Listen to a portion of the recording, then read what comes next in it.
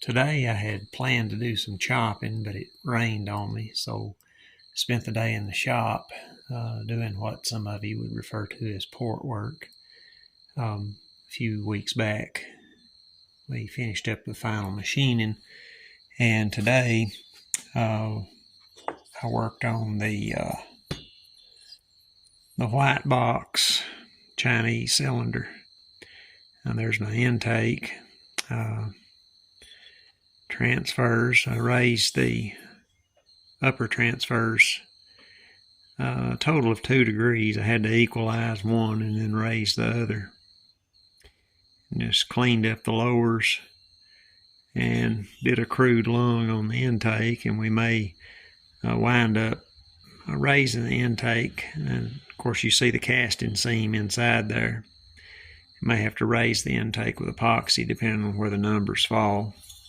We took 70 thousandths off the base of this particular cylinder. I don't know if I said it or not, but I raised the exhaust an additional 2 degrees and had a good bit of what I would refer to as chatter marks that I had to remove in the exhaust. Quite difficult, especially in the roof, but we got it smoothed out. Turned out pretty good by my standards. And we also worked on an OEM cylinder. And here it is. Basically just cleaned up everything, cleaned up the lower transfers. Didn't move anything. We just did a lot of cleanup work, cleaning up casting. Camera's not focusing. There we go. So we cleaned up casting marks on the lowers and cleaned up the combustion chamber and cleaned up and did a little bit of polish work in the exhaust, not a great deal, and a little bit of radius work. We had some aluminum transfer in this one and cleaned that up the best we could, and did just a little cleanup on the intake. Now, that's not polished, it is divoted. We just cleaned it up a little bit, and did that today and tinkered in the shop mostly. Right, doing a little bit of piston mods, I guess you'd say, showing a few things. So we're looking at 54 millimeter steel pistons, and notice these graduations on the top of the scale here. Let me chuck up a 54 millimeter piston here and get you in. So you see the 50 at the top of the scale. Count the marks, 1, 2, 3, and then your graduations in thousandths. Okay, 53 point. So it's a 54 millimeter, and this is an aftermarket piston. You see this area right here, and you see those graduation marks in millimeters. Now, the purpose of that, the graduation marks, is in cylinder timing. You may have seen past videos, and you may have not seen those videos, but I encourage you to look at those. There are several 660 build videos on the channel. So, what's the significance of those marks? Let me share something with you.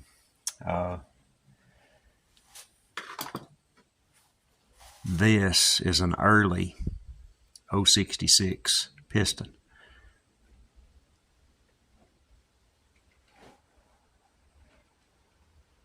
OEM piston. You see the steel marking. Okay, this is aftermarket. So notice the absence of that area there next to my right thumb. Okay, and we'll do a weight. We'll weigh these. But in comparison, this is a later model on the right. So that's what that aftermarket piston was copied. They were copying that last era of the 066.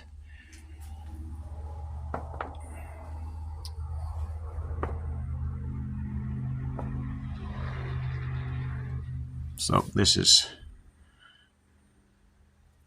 one of my better last of the era 066 pistons. You can see the S at the top.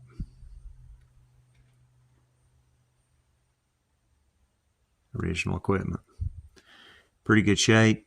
It measures out very well, even down on the skirts, low wear. So these original pistons are going back in my saws. Now, what I was getting at, get you over here to look. So what I was getting at on the scale, you're powered up here, 0 grams. So the last run of the 066 era 660 piston weighs 95 grams. I think you can see that.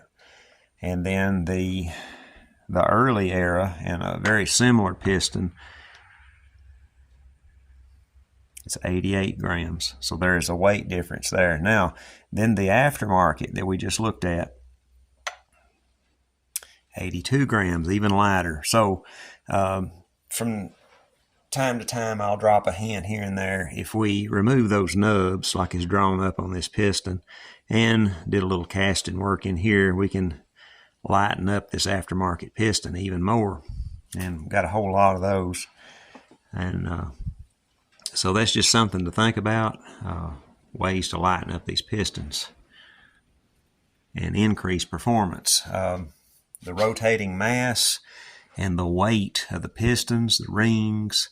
Another thing, your wrist pin bearing. This is original OEM, 14 grams, and this aftermarket, 17 grams. And those grams matter.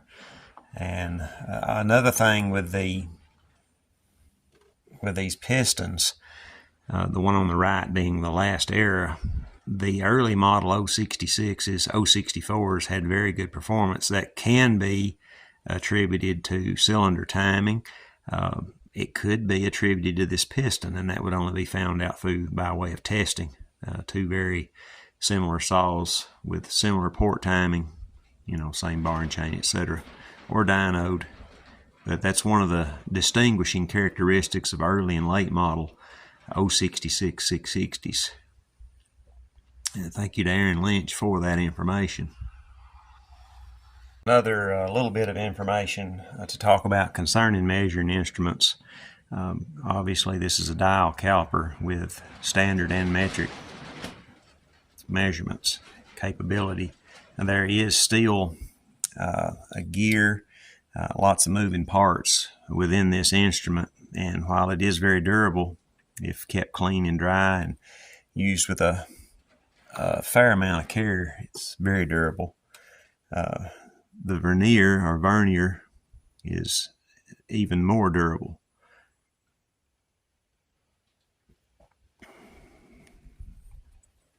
So standard and metric, and if you learn on one of these, everything else is super easy. And this is Mitutoyo, and I use a lot of these products in my professional life. I handle thousands of these through the course of a year, thousands of them. To look at muffler mods, a lot of questions about that. Now, this is an untouched, unmodified muffler minus the cover for an 066. So we see the spark arrestor, we see the internal baffle. This has not been modified in any way. And then we see the actual exhaust port openings, which are very small. And then to look at a modified muffler, minus the baffle, minus the spark arrestor, and then the outlet. So this is considerably lighter, considerably less heat retention,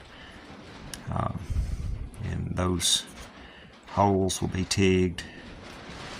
And again, this original equipment steel. And then to talk about this just for a little bit, a lot of guys put these open, I refer to them as very open covers, refer to them as boxes of various sorts that just bolt on here. In my opinion, to have an even more torquey saw, not that that kills your torque, but to have even more torque, it's my experience that having that solid cover offers the right amount of back pressure. And there is a formula for the maximum exhaust opening and maximum power. Now there is a loss at some point, and if you know where to find those numbers, some of you already know that, but that's what I will do on a 660. So factory cover, no holes, no dual port, single port. My 460 is the same way. My 460 is done up the same way. You want a certain amount of back pressure, in my opinion, in my experience, for torque. Now, straight up horsepower, you may want a more open. You may want to put a pipe on that. But in my experience, I like some back pressure. Do that on my 400 build. 400 muffler mod is basically the same thing. That's what we do right there. Because the 400 doesn't have a baffle in it from the factory. But we do something very similar right here, and even more so.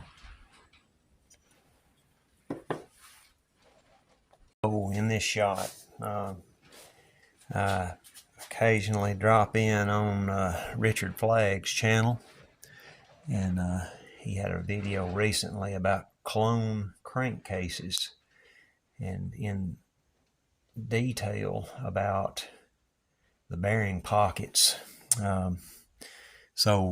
And I mean, I didn't know this, but that's a very, very valid point.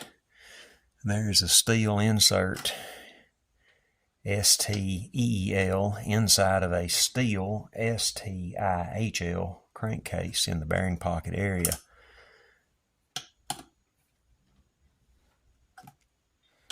Advantage OEM. And Richard demonstrated a huge crankcase leak there.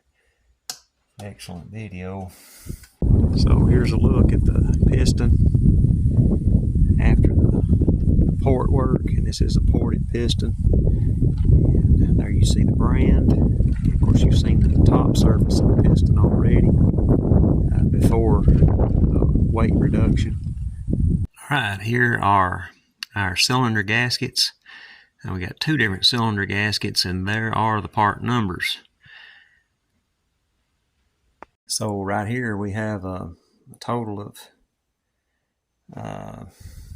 5 660 cylinders, and don't get this confused with other 660s on the channel. These are my personal parts and my personal saws, and the rest that's on the channel are not mine. So this is my personal junk, if you will. It's what my daughter and wife refer to this as. Various ports, various machines, all kinds of different stuff. And I'll be, well, I hate to say too much, but we're going to be putting clips of these saws running, bucking stumps and trimming stumps up, and, doing firewood work, maybe a falling job or two. But anyway, you'll be seeing 660 footage soon. For this particular first build, we're going with a lightweight OEM piston, lightweight OEM wrist pin, and OEM cylinder. Pretty hot, choppy cylinder, in my opinion. And then the oil you see on the left, that's the assembly lube. OEM crankcase bearings, OEM crank, OEM the entire rotating mass, OEM. Everything internal on this is OEM. Right, and then OEM circlips with a gap straight up. And notice these are not the aftermarket with the ears hanging off of them. Alright, this one is OEM that is factory installed. It's not been moved. OEM circlip. Gap is pointing straight up.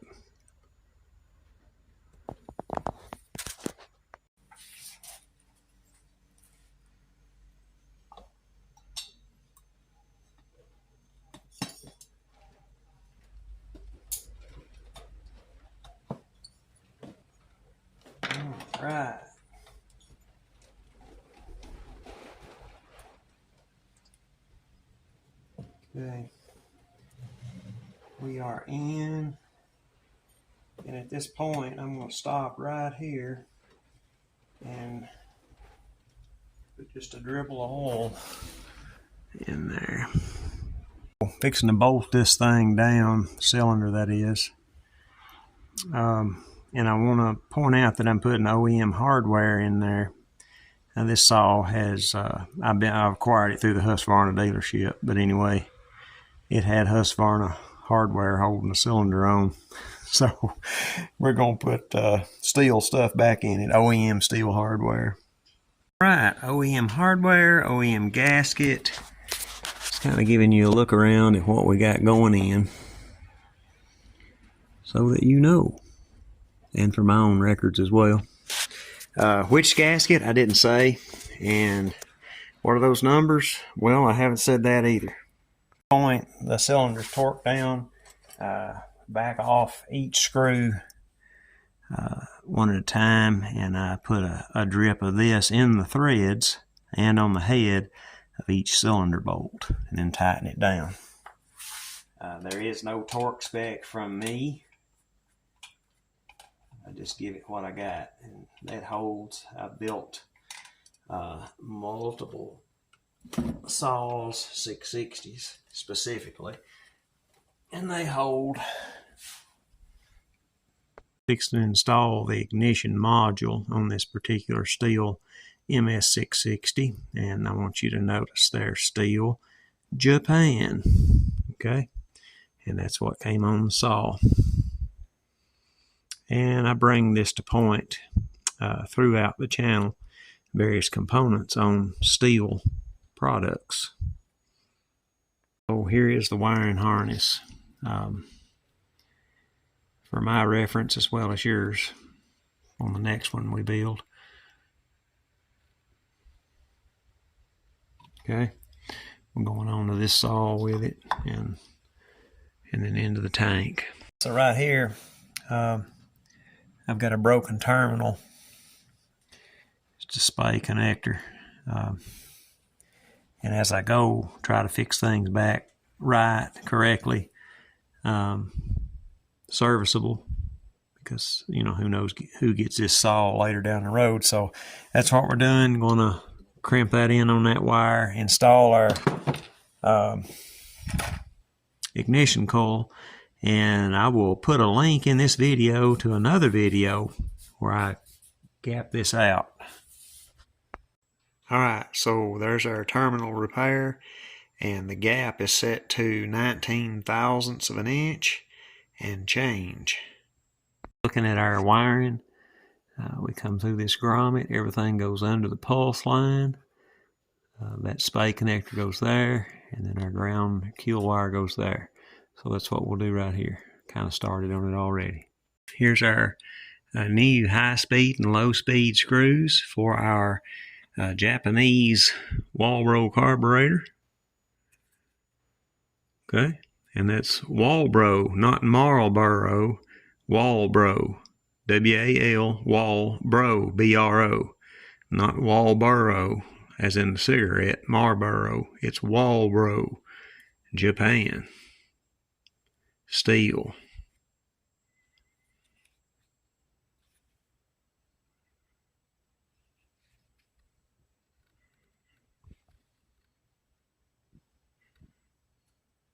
WJ59 144.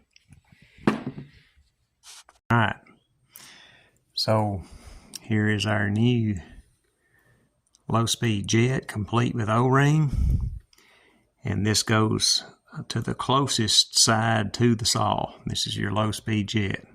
We go right here, and 1 turn and a quarter out from a light seat, and this is the high-speed screw, and it goes in the position farthest away from the power head right here.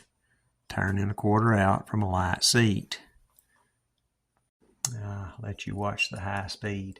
So we run this all the way in, and I'm using a STIHL tuning driver, and it's featured several times, several videos on the channel, and in a short or 2 or 3. Alright, there's a light seat, 2 fingers, half, full, and a quarter from a light seat. And then we install the carburetor. This goes inside the boot, and this goes on the outside of the boot.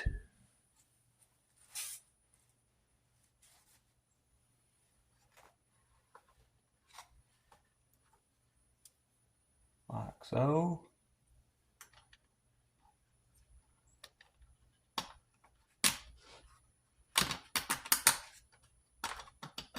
And like so. And then the carburetor goes next.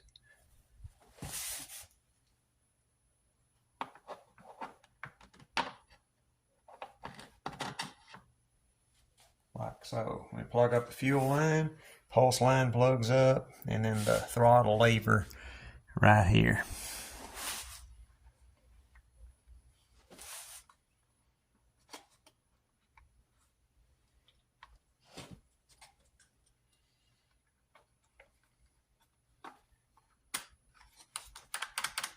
Alright, so I rolled the butterfly around to full throttle and engaged the throttle rod, which works just fine.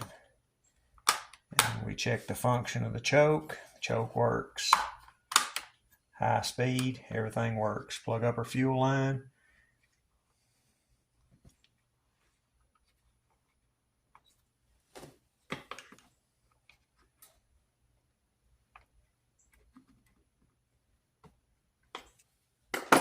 I need a hose coming off my tank breather right there. That's something I'm lacking. I've got that. Here's our hose. This is more than what comes OEM. It's looped, runs around, and it runs back outside the air box between the crankcase and the fuel tank junction. And this piece is next. Clean that up, set that in place. And that's that. So I don't know if you have or have not ever seen this. So this is OEM part on a STIHL AMS 660. May or may not be able to see the part number there.